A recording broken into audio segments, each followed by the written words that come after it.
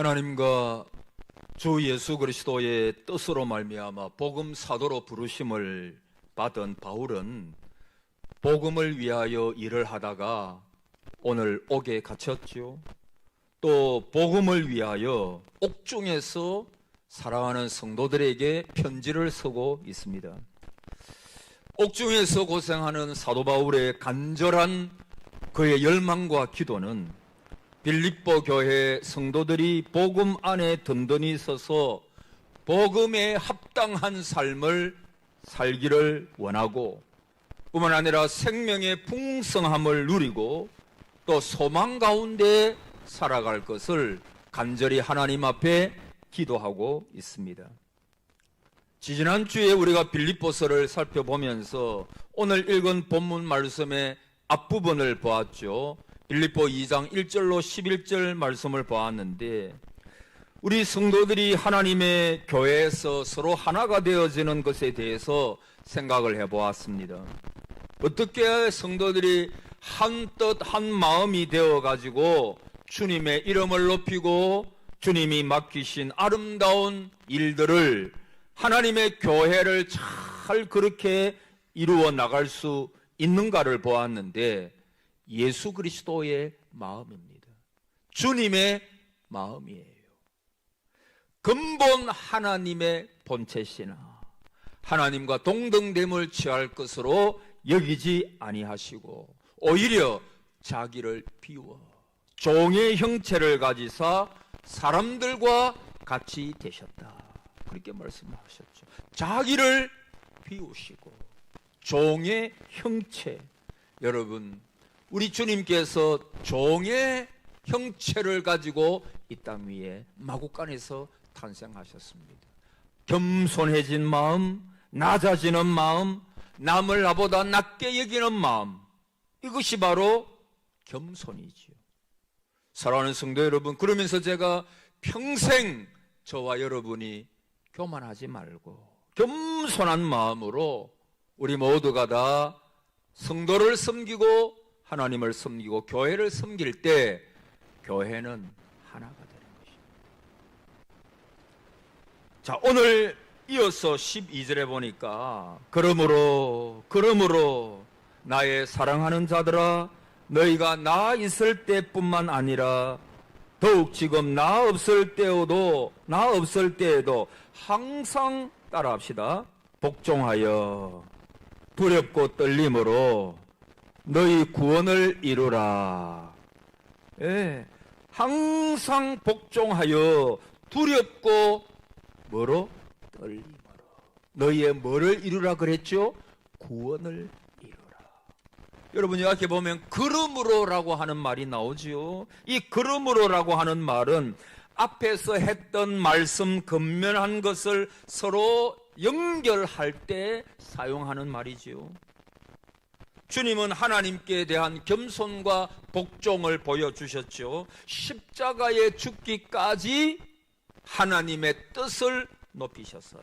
그랬더니 하나님께서는 그 그리스도를 모든 이름 위에 뛰어난 이름으로 만들어주셨어요. 모든 이름이 그리스도의 발 앞에 꿇어 엎드리게 해주셨다. 그러므로 그 말이죠. 여러분, 우리의 구원도 어떻게 이루어져 갑니까? 예수님께서 하신 것처럼 그 내용은 조금 다릅니다만은 마음으로, 두려운 마음으로, 떨림으로 복종하여 너희의 영광의 구원을 이루라 라고 하는 말씀이죠. 여러분, 우리는 믿음으로 말미암아 구원을 얻는다. 이게 로마서 갈라디아서에서 강조하는 말이죠. 이신덕이, 믿음으로 말미암아 의를 쟁취한다, 얻는다, 믿음으로 구원받는다는 거지요. 그래서 바울은 계속해서 이 믿음으로 말미암는 구원을 말씀하고 있는데, 근데 오늘 본문에 보니까 사랑하는 성도들에게 너희의 구원을 이루라. 어떻게 잘못 생각하면 무슨 행위 구원을 말하고 있지 않는가? 내가 구원받기 위해서는 뭔가 해야 되지 않는가? 뭔가 내가 공로를 이루어 가야 되는 거 아닌가? 여러분, 그런 것이 아니에요. 바울은 지금 행위 구원을 말하고 있지 않습니다. 절대 그렇지 않습니다. 여러분, 이 신득이 믿음으로 말미암는 구원은 영원 불변적인 진리입니다. 여기에 뭔가 더하는 사람은 이단입니다. 내가 뭔가 율법을 더 잘 지키고 내가 뭔가 더 착한 일을 많이 하고 아니면 내가 뭐 물질을 더 바치고 아닙니다. 그런 것은 아무 관계가 없어요. 오늘 여러분이 예수 그리스도를 믿는다고 하면 믿으시겠죠. 여러분이 다 예수 그리스도를 진실로 믿는다고 하면 여러분은 이미 구원받으신 줄 믿으시기 바랍니다. 그 구원은 절대 흔들리지 않습니다. 자, 근데 여기서 바울은 너희의 구원을 이루어 가라. 뭔가 조금 이신득이와 좀 다른 이야기 하는 것처럼 보이는데 그렇지 않습니다. 여러분, 이것을 다른 말로 말하면 하나님 앞에 순종함으로 인하여 은혜로 받은 그 구원의 효력이 나타나게 하라. 그리스도의 장성한 분량에 이르기까지 영적으로 성숙해 가라. 더 쉽게 말할까요? 만약에 저와 여러분이 구원을 받았다면, 구원 받으셨잖아요. 저도 구원의 확신을 믿습니다. 구원에 받은 것을 확신하는데, 자, 그러면 너희의 구원을 이루라 라고 하는 이 말씀이 뭐냐 하면 하나님 앞에 복종함으로, 따라합시다. 복종함으로. 여러분, 복종하게 돼 있어요. 여러분, 물론 가다가 저나 여러분이나 육신이 약하여 넘어지는 경우가 참 많아요. 지난주도 저도 넘어졌고 여러분도 넘어지셨을 거예요. 늘 승리만 하시기를 바랍니다마는 우리가 악한 본성을 가지고 아직까지도 부패한 본성을 가지고 있기 때문에 세상에 살면서 하나님의 이름을 높이지 못하고 하나님의 마음을 아프게 할 때가 저도 있어요. 자, 그러나 사랑하는 여러분, 그 불순종하는 삶을 계속해서 살아간다면 그는 구원받은 자가 아닐 거예요. 교회에는 나오세요. 그러나 순종함의 삶이 없고, 물론 넘어지는 것 빼고 말입니다. 늘 그 삶 속에 세상의 윤리와 세상의 세계관을 가지고 하나님의 말씀에 불순종하여서 나아간다면, 여러분, 나무는 그 무엇으로 안다 그랬죠? 열매로. 따라합시다. 열매를 보면 아는. 여러분, 사과나무인 줄 어떻게 압니까? 사과라고 하는 열매가 맺혀 있어요. 아, 저게 사과나무구나. 아, 저게 감나무. 열매로 아는 거야. 열매로. 여러분, 구원받은 사람은 하나님을 두려워하는 마음이 있어요. 그것을 경외라고 하죠. 오늘 여러분에게 하나님을 두려워하는 마음이 있으시잖아요. 시편 기자는 119편 20절에 내 육체가 주를 두려워함으로 떨며 내가 또 주의 판단을 두려워하나이다. 여러분, 성도의 본분 모습은 하나님을 지극히 존중하는 것입니다. 그리고 그분을 경외하는 것입니다. 여러분, 거꾸로 말하면 하나님을 믿지 않는 불신자는 하나님을 두려워하지 않아요. 절대 하나님을 경외하지 않습니다. 그래서 하나님을 함부로 이야기하고.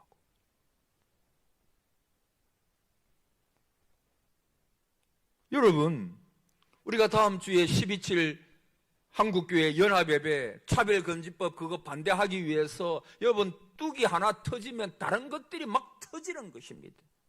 단순히 그거 하나만을 위해서 하는 게 아니고 이 차별금지법이 통과되고 나면은 얼마나 많은 음란과 폭력과 윤리 도덕이 땅에 떨어지고 너무나 많은 것들이 뚝이 터지면서 사회 자체, 여러분 유럽 이런 거 통과한 나라들 보죠. 사회 자체가 완전히 무너져 내려버렸습니다.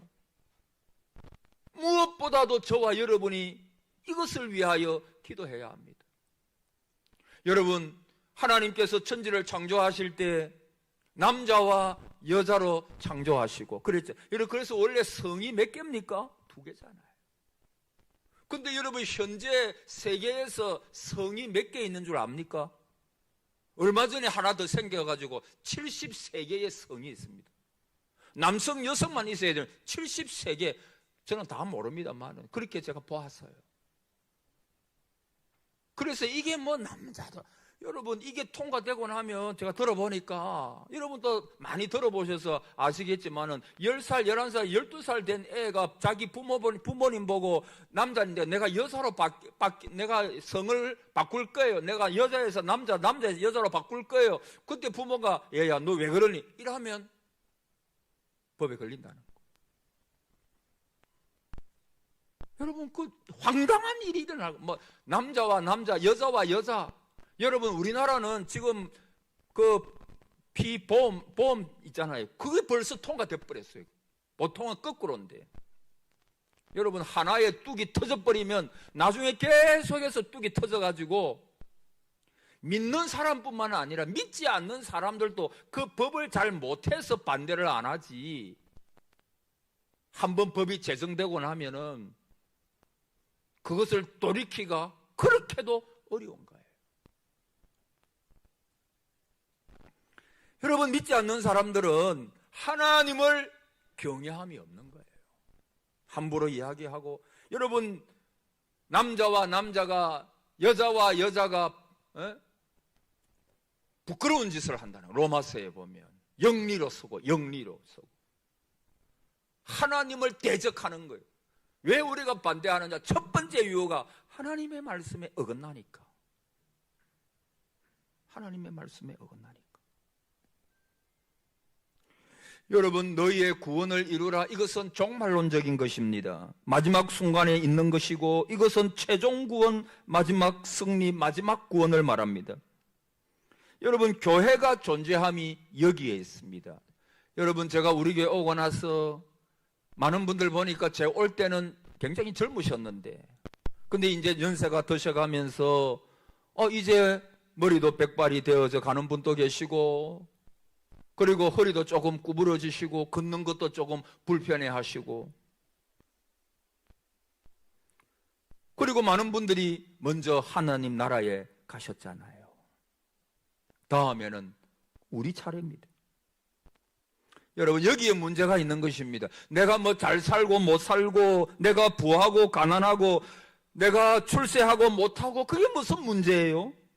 아무것도 아니라고 저는 생각합니다. 문제는 마지막 죽음의 순간에 내가 어떻게 나타나느냐. 그게 정말 중요해요.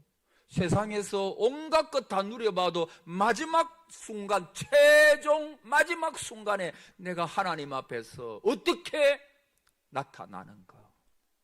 여러분, 교회가 왜 존재하는, 그걸 위하여 존재하는 거예요. 종말론적인 공동체가 교회입니다. 마지막을 향해서 가는 공동체. 그래서 어떤 의미에서는 교회는 천국 가는 대합실이에요. 그래서 옆에 있는 우리 성도들이 귀하고도 귀한 분들입니다. 왜? 천국 같이 가면서 격려하고 사랑해주며 넘어질 때는 일으켜주는 그런 공동체. 그게 교회거든요. 따라합시다. 우리 교회는, 우리 성도는 귀하고도 귀하다. 할렐루야. 정말 귀한 거예요. 세상 어떤 사람보다도 우리 교회 성도가 귀한 거예요. 너무 교회 이러면 이상하지만 하여튼 다른 교회 뭐가 중요하죠. 그러나 여러분, 우리는 늘 주일에 만나, 수요일에, 금요일에 아니면 만나서 함께 예배 드리는 공동체. 옆에서 같이 예배 드려주니까 우리가 더 은혜를 받고 얼마나 좋아요. 얼마나 귀한 분들이에요. 목사도 여러분이 없으면 제가 여기서 누구한테 설교하겠습니까?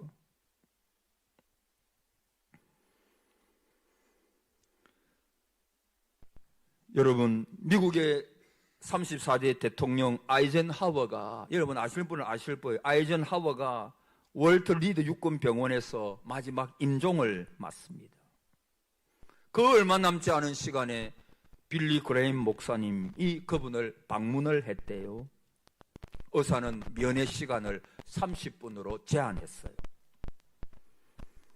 목사님은 이런저런 이야기로 위로의 말을 하다가 시간이 되어서 이제 나가려고 하니까 아이젠하워는 목사님 좀 더 있다 가시죠 라고 목사님을 쳐다봅니다. 저에게 하실 말씀이 있습니까? 라고 목사님이 물었습니다. 그때 아이젠하워 대통령은 신중히 말하기를, 목사님, 내가 하나님을 어떻게 만나야 할지 확신이 없습니다. 저를 좀 도와주십시오. 이 아이젠하워의 마지막 부탁입니다. 여기서 빌리 그레임 목사님은 기독교 교리를 이야기를 해줍니다. 사람은 하나님 앞에 다 서는데 하나님 앞에 섰을 때 자기 의로 서는 게 아닙니다. 우리 모두는 다 죄인입니다. 잘한 일도 있고 못한 일도 있겠지만 하나님 앞에 내어놓을 수 있는 의, 잘했다고 내어놓을 수 있는 것은 하나도 없습니다. 오직 십자가의 은혜. 우리를 위하여 십자가를 지신 그 은혜를 감사하는 마음으로 받아들이십시오. 그리하면 하나님의 자녀됨을 하나님께서 확정해 주실 것이고 하나님의 자녀로 대통령을 영접해 주실 것입니다. 기본 진리의 말씀 교리를 설명했어요. 한동안에 기도하는 마음으로 묵상을 하고 나서 아이젠하워는 말하기를, 빌리 감사합니다. 나는 이제 준비가 되었습니다. 그리고 목사님이 돌아가시고 여기다가 눈을 감았습니다. 구원은 마지막 순간에 있는 것입니다. 최종 구원, 마지막 승리, 마지막 구원입니다. 근데 구원은 그때 완성되지만 우리는 이미 구원을 받았어요. 이걸 과거 구원이라 그럽니다.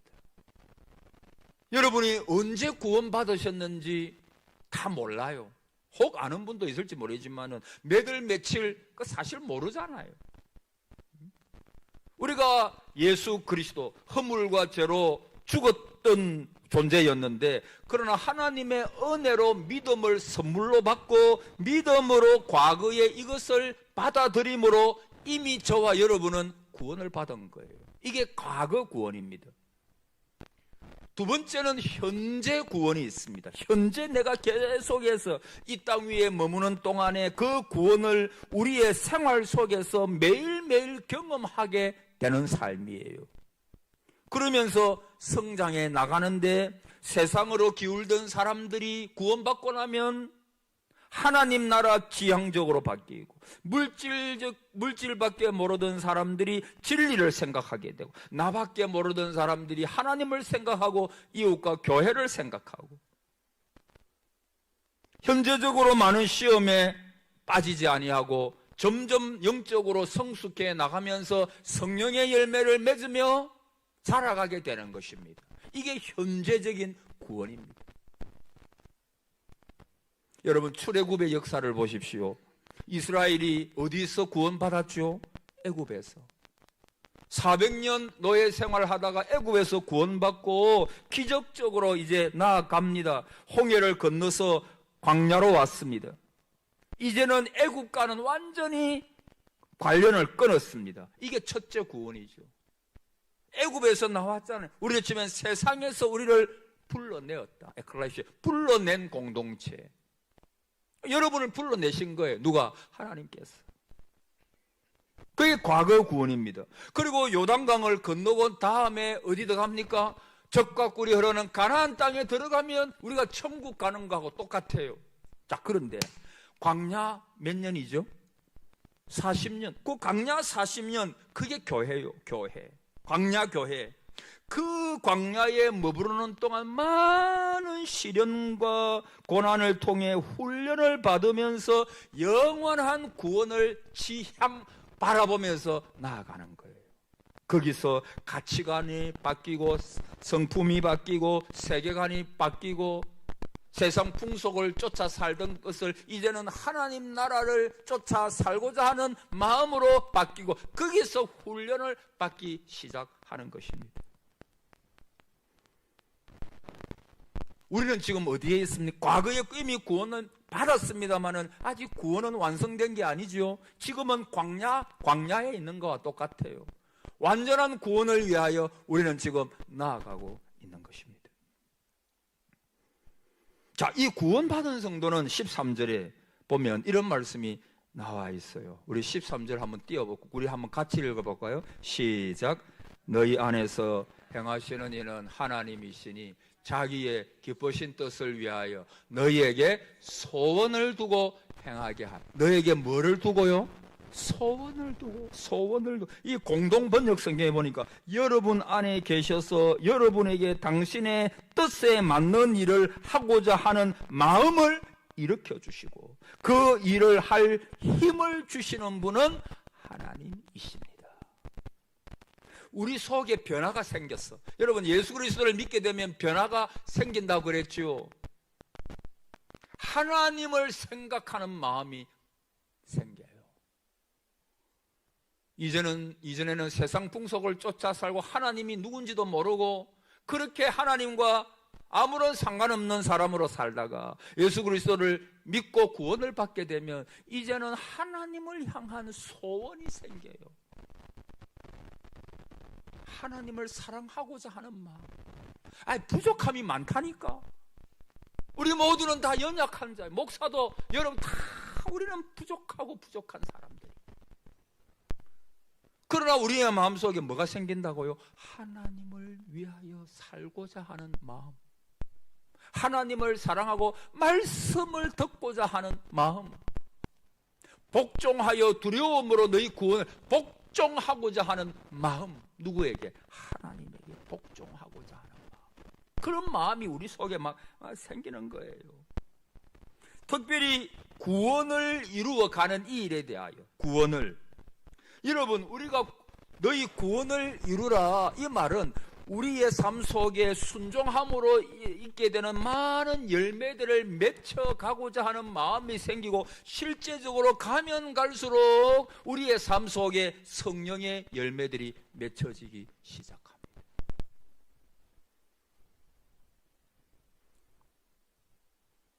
여전히 우리는 부패한 본성을 가지고 있지만 우리 스스로는 어떤 선한 행위도 못하는 연약한 존재지만 하나님께서 성령께서 우리에게 소원을 주시는 거예요. 소원을. 여러분, 출애굽 시대에 보십시오. 1세대가 홍해를 건넜잖아요. 홍해를 건너므로 이제 자유인이 되었습니다. 그런데 1세대는 광야에서 불평하고 원망하다가 가나안에 들어가지도 못하고 다 광야에서 쓰러지고 죽었어요. 가나안 땅에 왜 못 들어갑니까? 불순종하다가 원망하다가 가나안 땅에 못 들어가고 다 죽었어요.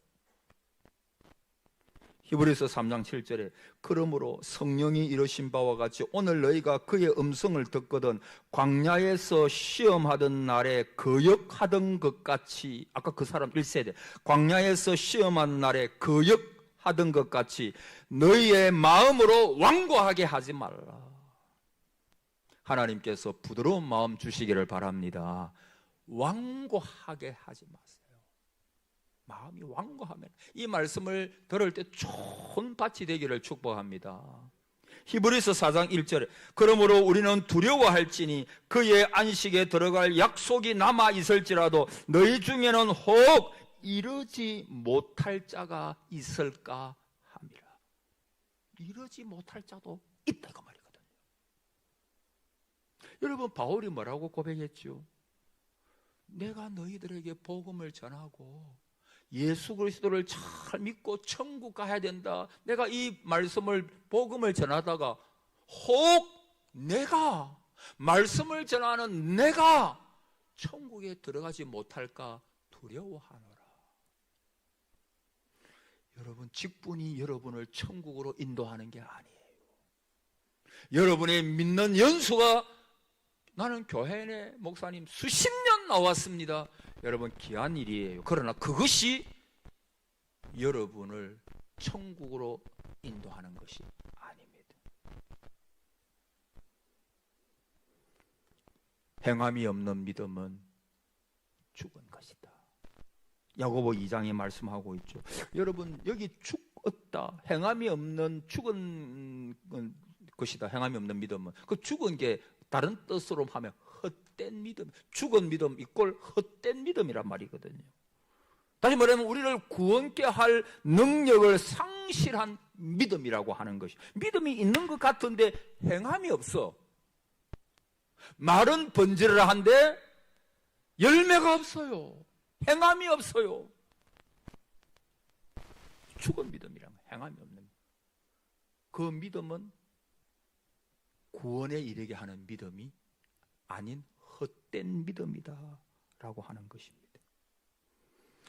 그러므로 과거에 내가 구원을 받았다고 생각하고 확신을 하더라도 우리는 날마다, 따라합시다, 두렵고 떨림으로 복종하여. 두렵고 떨림으로. 이거는 내가 구원받았나 의심하라는 게 아니고 늘 내 삶을 되돌아보면서 내 삶이 구원받은 자로서의 삶인가? 나는 지금 구원받은 자로서 그 열매를 맺으면서 살아가고 있는가? 그 열매를 보면 저분은 구원받은 분이 확실하구나 느껴질 정도로 두렵고 떨림으로 복종하면서. 어디에 복종하는 거예요? 하나님의 말씀에 복종하면서 하나님을 두려워하며 그렇게 살라라고 하는 것입니다. 우리 잘 아는 예화 하나고 마칩니다. 여러분, 일찍이 항해도 신천교회에서 목회하던 그 김익두 목사님 우리 잘 알잖아요. 이 김익두 목사님은 예수 믿기 전에는 신천 장터의 유명한 깡패였다고 그러지요. 얼마나 키가 크고 장대하고 손목 힘이 대단해서 이 목사님하고 한번 악수하면 많은 사람들이 아이고 목사님 내 손 어스러집니다 할 정도로 막 키도 크고 손목 힘도 대단한 그런 분이었어요. 이분이 하나님 은혜로 예수님 믿고 새 사람이 되니까 김익두는 완전히 사람이 변했다는 소문이 나고 이제 전도사님이 되어가지고 사방으로 전도하러 다니는데 그의 과거를 잘 아는 어떤 아주머니가 있어 고개를 갸우뚱합니다. 아니 김익두가 변하면 그 성질 얼마나 변하겠어, 그 무서운 깡패가. 아니 그러는 참에 때마침 그가 자기 집 앞에서 예수 믿으라고 소리치는 김익두 전도사를 봅니다. 어디 보자 하고 이 아주머니가 물 바가지를 들고 나가가지고 그 김익두 전도사님의 얼굴에 확 뿌려버렸습니다. 그리고 낌새를 살피는데 이 김익두 전도사님이 천천히 웃으면서 아이고 아주머니 수고하십니다, 그렇게 하더라는 거예요. 이 아주머니 마음은 김익두가 진짜 변했는가, 이 아줌마도 좀 가능 큰 것 같아. 하여튼 얼마나 죽었는지 보자 그런 마음이었죠. 이에 그 김익두 전도사는 내가 죽었으니 아주머니가 살아있지 않소. 이 말이 무슨 말? 내가 예수 믿기 전에 당신이 그랬다면 내 손에 당신은 이미 죽고 없다가 그 말이야. 당신이 지금 살아있다는 것이 내가 죽었다는 뜻이라는 거예요. 목사는 여러분에게 묻습니다. 여러분은 얼마나 죽으셨어요? 전에 저희 아버지께서 용사하세요. 아버지께서 돌아가셨어요. 그래가지고 입관을 하잖아요. 입관을 하는데 살아계실 때는 저희 아버지는 아주 우리 집안이 뼈대 있는 집안이거든요. 다 뼈들이 굉장히 컸어요. 키도 크고 삼촌도 키도 크고 아버지도 뭐 그 당시에 키가 크면 뭐 또 좀 이렇게 뼈가 다 단단해. 제자할 때는 굉장히 무서웠어요.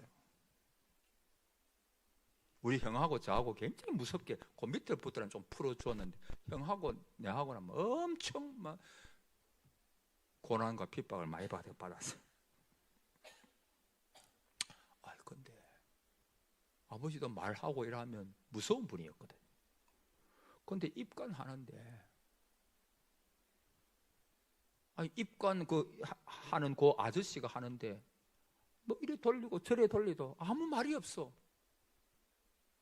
저희 아내가 돌아오면서 아버님 말이 없네. 아무 말이 없다. 왜 말이 없을까요? 그 사람이 이렇게 하고 저렇게 하고 왜 말이 없을까요? 죽었으니까. 죽은 사람은 말이 없다. 죽은 사람 말이 없는 거. 자, 여러분에게 묻습니다. 십자가와 그 정욕을 십자가에 못 박아. 이 말은 우리가 예수와 함께 죽었다고 말이에요. 여러분은 얼마나 죽었습니까?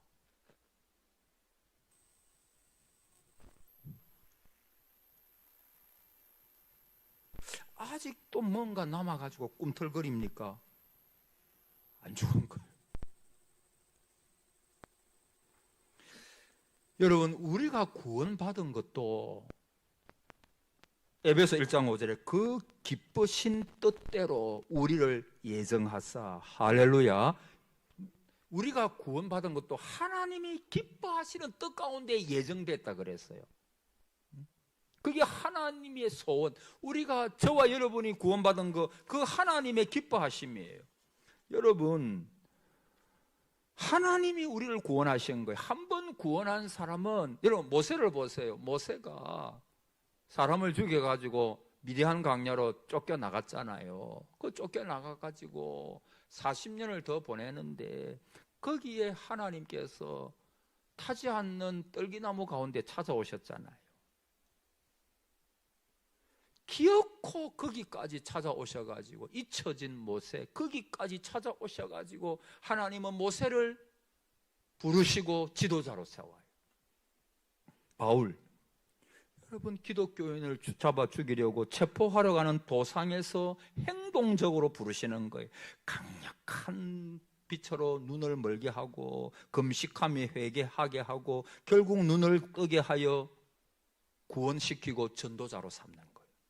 도망가는 요나, 여러분 다시 그를 부르실 때 풍랑을 일으키고 제비 뽑게 하고 바다에 던져 큰 물고기 속에 들어가게 하고 3일 3야를 물고기 배 속에서 해객게 하시고 토해내게 하시고 사명을 주시는 거예요. 하나님은 우리가 도망가도 반드시 구원할 자 찾아내십니다. 그리고 그를 강건적으로 부르시는 거예요. 그게 하나님의 소원이시거든요. 하나님의 소원. 하나님의 자녀는 반드시 어디든지라 어느 상황 속에서도 쫓아가셔서 부르시고 구원하시고 하나님의 자녀로 세워주시는 것이 그게 하나님의 하시는 일이거든요. 그게 하나님의 소원, 그의 기쁘신 뜻대로 이 소원이라고 하는 말이거든요. 여러분, 오늘 우리 속에 소원을 두고 행하게 하시나니, 요 행하게 하신다 이 말은 강력하고 효과적으로 일하신다 그 말이거든요. 강력한 구원의 에너지를 공급하셔가지고 우리의 구원을 이루어 가신다 그 말이에요. 그래서 여러분이 과거에 예수 그리스도를 영접하셨습니까? 그러면 그 하나님은 여러분 자신이 믿음으로 고백한 것처럼 보여도 누가 부르셨느냐? 하나님이 여러분을 부르신 줄 믿으십시오. 하나님이 여러분을 부르신 거예요. 그리고 지금 부족하지만은 하나님께서 우리를 다루어 가시는 거예요. 그 구원을 향하여 이끌어 가시는 거예요. 우리가 혹 넘어지고 자빠져도 또 회개하고 여러분, 우리가 자꾸 넘어집니까? 작심 며칠이라 그럽니까? 여러분, 내가 작심했는데 3일 만에 또 넘어지고 실망할 필요 없어요. 작심 3일. 3일 뒤에 또 하면 되잖아, 작심을. 자꾸 실망해가지고 낙심하고 그러지 말아요, 제발. 3일 만에 넘어졌습니까? 아니, 넘어질 그때 또 작심하면 되지. 또 하나님 힘 주신다. 하나님 나와 함께 하신다. 나는 하나님 자녀다. 이런 마음을 가지고 또 일어나면 되는 거지. 왜 낙심해서 그 자리에 누워 있어요? 그럴 필요 없어요. 여러분, 하나님의 흠없는 자녀로 15절에도 하나님의 흠없는 자녀로 사시기를 바랍니다. 열매를 맺혀 가십시오. 세월이 가면 갈수록 여러분의 믿음이 성장하시기를 바랍니다. 더욱 많은 성령의 열매가 맺히시기를 바랍니다. 그래서 여러분을 보고 저분은 정말 구원받은 분이야. 왜? 그 삶이 하나님을 지향하고 말씀대로 어렵지만 순종하려고 하고 그런 삶이 보이잖아요. 목사의 눈에도 보이는데 하나님 모르시겠어요? 보이잖아요. 그러면 여러분, 구원받은 것에 흔들릴 필요가 없어요. 구원의 확신을 가지고 넘어지면 또 일어나고 계속 하나님의 말씀에 복종하고 두렵고 떨림으로 우리의 구원, 마침내는 최종 구원의 날이 올 것입니다. 그 날에, 아니면 여러분, 우리의 마지막 순간에 하나님께서 우리의 영육을 지켜주실 거예요. 그리고 하나님 나라에 가도록 잘 천사를 보내든지 예수님 직접 오시든지 그렇게 인도하실 거예요. 하루하루 두렵고 떨림으로 믿음으로 사셔서 계속해서 여러분의 믿음이, 성품이, 여러분의 가치관이, 세계관이 성장해 나가고 하나님 보시기에 아름다운 성도로 그렇게 자라 나가시기를 주의 이름으로 축복합니다. 아멘.